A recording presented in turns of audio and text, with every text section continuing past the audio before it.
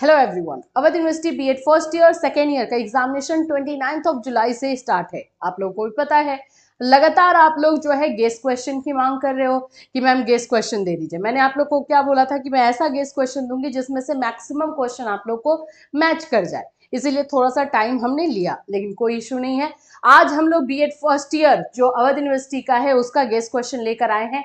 And ये assurity मैं दूंगी, हर पेपर से 3 पेपर कंपलसरी होता है, हर पेपर से 10 से 11 क्वेश्चन है, उसमें से आप लोगों के 4 से 5 क्वेश्चन एग्जामिनेशन में 100% रहेंगे।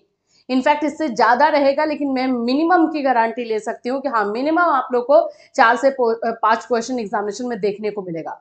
सोचो, सिर्फ 11 क्वेश्चन करना है और 5 क्वेश्चन अगर एग्जाम में आ जा रहा है तो इससे अच्छा डील तो कोई नहीं। तो ये क्वेश्चन आप लोगों को अभी मैं बताऊंगी और इसका जो आपको पीडीएफ होगा ये क्वेश्चन का, वो आपको टेलीग्राम पर मिलेगा। एक और चीज, ये सिर्फ क्वेश्चन है, लेकिन अगर आपको क्वेश्चन के साथ आंसर चाहिए तो वो हमारे ऐप पर अवेलेबल है।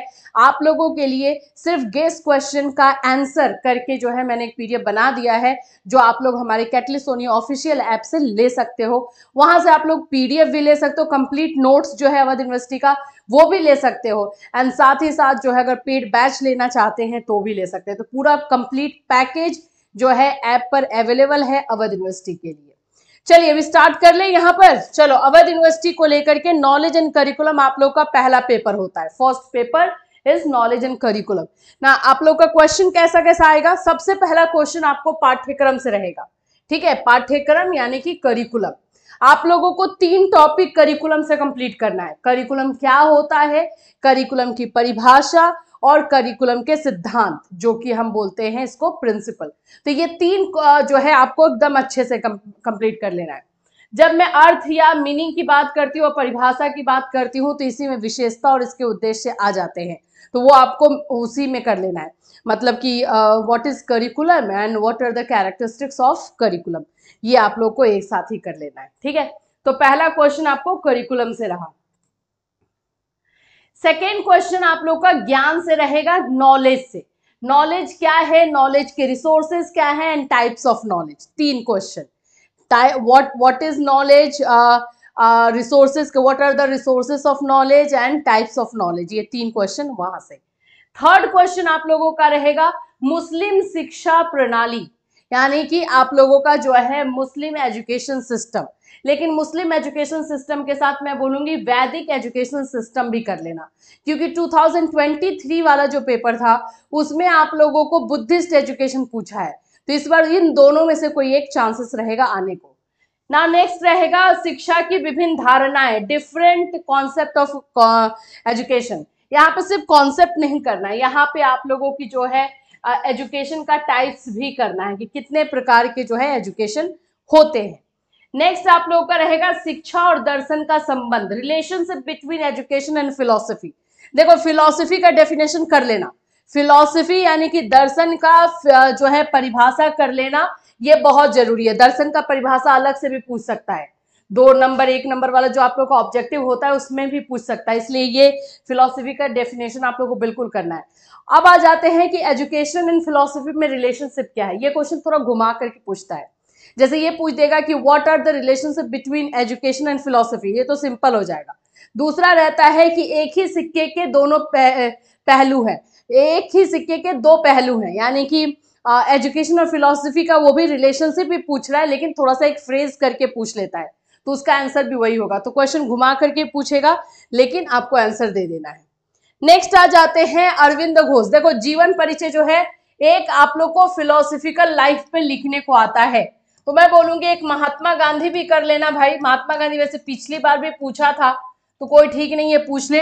और अरविंदो घोष और विवेकानंद, एक विवेकानंद या रूसो और प्लेटो, मतलब इसमें से एक फॉरेनर वाला भी कर लेना, तो ये कर लेना। मतलब अभी यहाँ पे अरविंदो घोष, महात्मा गांधी और एक रूसो का कर लेना है, रूसो या प्लेटो में से जो आपको लगेगा वो कर लेना है, बस 3 कर लेना। 3 में से 2 पूछता है, 3 में से 2 आप लोग को आ जाएगा।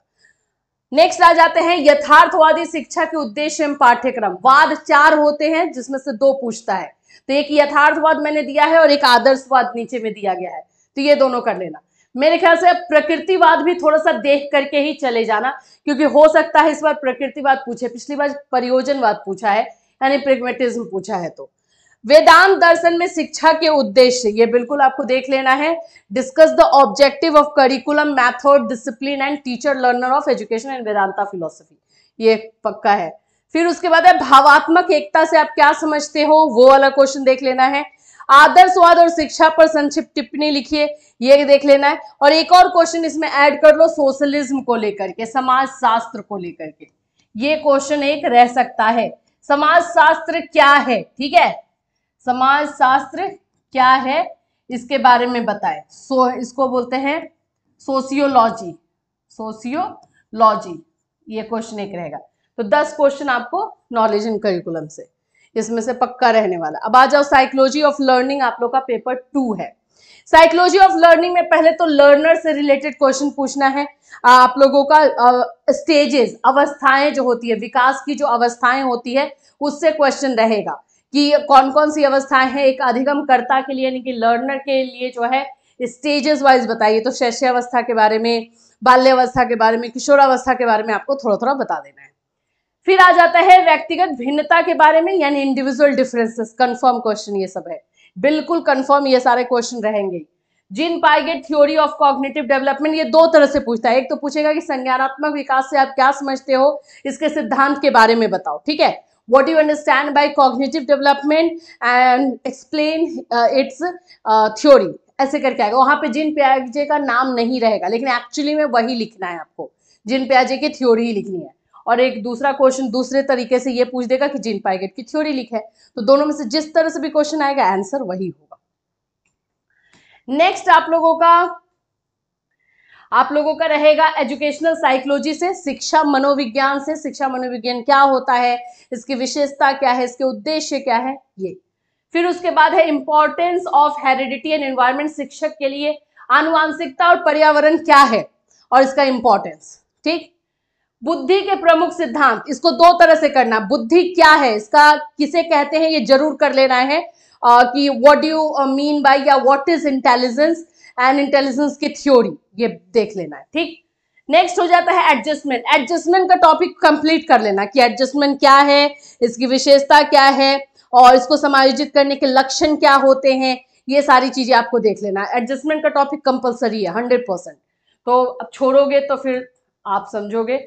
नेक्स्ट आप लोग का आ जाएगा, एक मैंने थॉर्नडाइक थ्योरी डाला, थॉर्नडाइक थ्योरी और स्किनर थ्योरी, इन दोनों में से कोई एक ले लेना बाबू, क्योंकि ये आप लोग का एक पावलो भी है, ये सब भी है, तो इन दोनों में से कोई रहेगा। पिछली बार 2022 में स्किनर पूछा था, तो ये देख लेना। शिक्षार्थियों पर परिवार और समुदाय के प्रभाव की विवेचना, रोल ऑफ फैमिली और कम्युनिटी इन लर्नर, तो यहाँ पे फैमिली की जगह यहाँ पेरेंट्स भी लिख सकता है, तो इनका एक रोल देखना है। पर्सनालिटी से क्वेश्चन फिक्स है, ये भी रहेगा। व्यक्तित्व क्या है इसे समझाए, पर्सनालिटी क्या है, इसकी विशेषता क्या होते हैं, इसके अच्छे पर्सनालिटी किसे कहते हैं, टाइप्स ऑफ पर्सनालिटी क्या होता है, पर्सनालिटी को कैसे असेस किया जाता है, ये असेसमेंट वाला टाइप का क्वेश्चन इसमें रहेगा। प्रक्षेपी विधि, ये इसके थ्रू जो है असेसमेंट हम करते हैं, वो रख लेना। What do you mean bye motivation, motivation क्या है, प्रेरणा से आप क्या समझते हो, प्रेरणा कितने प्रकार के होते हैं, ये ठीक है। ये हो गया सेकेंड पेपर का। थर्ड पेपर आ जाते हैं educational technology and ICT.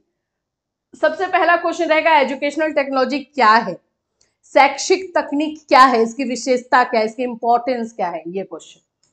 Second आप लोग का रहेगा इसके फॉर्म्स क्या है, types of educational technology.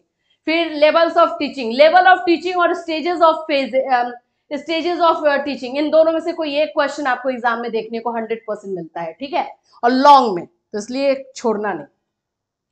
Aspect of information and communication technology, यानी सूचना संप्रेषण तकनीकी के पक्ष कितने हैं, उसके बारे में। ई लर्निंग क्या है, ई लर्निंग के बारे में क्वेश्चन रहेगा।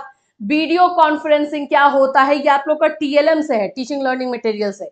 फिर उसके बाद आईसीटी क्या है, उसके कार्य हो जाएगा। सूचना एवं संचार प्रौद्योगिकी के कार्य हो जाएगा। ब्लेंडेड लर्निंग का क्या मतलब होता है, वो देखो, ये ब्लेंडेड लर्निंग वाला ना आपका पेपर 2 में भी आ सकता है। ब्लेंडेड लर्निंग वाला जो है, मिश्रित अधिगम हम इसे कहते हैं हिंदी में, ये आप लोगों का जो है पेपर 2 में भी आ सकता है, तो उसको ध्यान में रखना। और फिर लास्ट है शिक्षण प्रतिमान क्या है, यानी कॉन्सेप्ट ऑफ टीचिंग मॉडल क्या है उसके बारे में। तो ये आप लोगों के टोटल क्वेश्चन है, 11 क्वेश्चन, 10 क्वेश्चन ऐसे करके बताया गया है। 5 क्वेश्चन के लिए एसओरिटी है, इससे ज्यादा क्वेश्चन इसमें से रह सकता है, इसलिए पूरा क्वेश्चन कंप्लीट कर लेना है। आप जहां से कीजिए, जिस तरह से कीजिए, कर लीजिए। अगर आपको इसका आंसर कहीं नहीं मिल रहा है तो फिर आप ऐप से जाकर के जो है गेस क्वेश्चन वाला पीडीएफ परचेज कर लीजिए, वहां से हो जाएगा। इससे रिलेटेड और कोई क्वेश्चन या कंफ्यूजन है तो वीडियो में कमेंट कर देना। All the best for your exam. Till then take care everyone.